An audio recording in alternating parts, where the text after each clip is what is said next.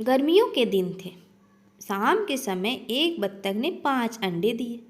उसने देखा कि उसके 5 अंडों में से एक अंडा सबसे अलग था, जिसे देखकर वो परेशान रहने लगी।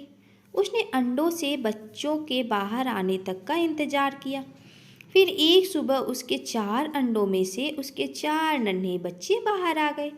वे सभी बहुत सुंदर और प्यारे थे, लेकिन उसके 5वें अंडे से अभी तक बच्चा बाहर नहीं आया था।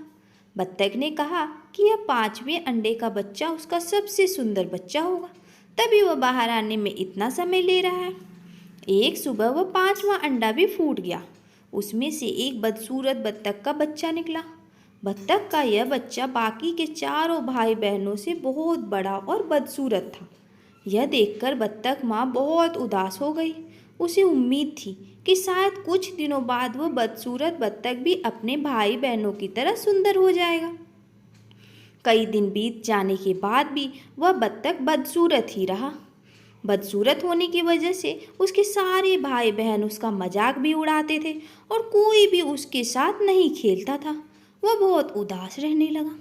एक दिन झील में अपनी परछाई देखते हुए उसने सोचा कि अगर उसने अपने परिवार को छोड़ दिया तो वे सारे बहुत खुश हो जाएंगे।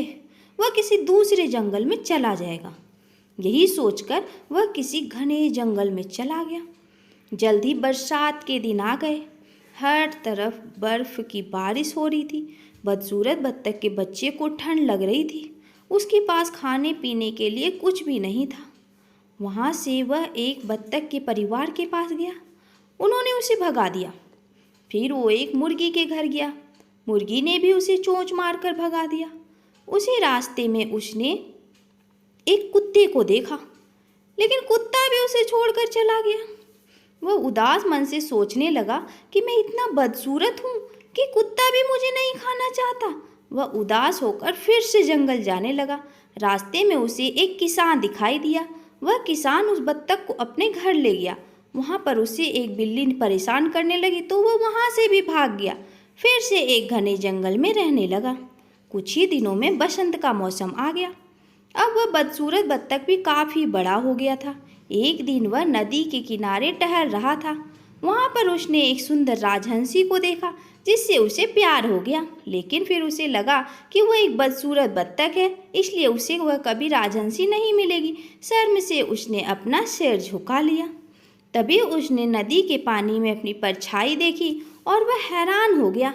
उसने देखा कि अब वह बहुत बड़ा हो गया है और एक सुंदर राजहंस में बदल गया है। उसे यह एहसास हो गया कि वह एक हंस है। तभी वह अपने बाकी भाई बहनों से काफ़ी अलग था। जल्दी उसे बदसूरत बत्तख से राजहंस बन गया और राजहंसी से शादी हो गई और दोनों खुशी खुशी रहने लगे। इस कहानी से ये एक सीख मिलती है कि सही समय आने पर हर कोई खुद अपनी पहचान कर सकता है।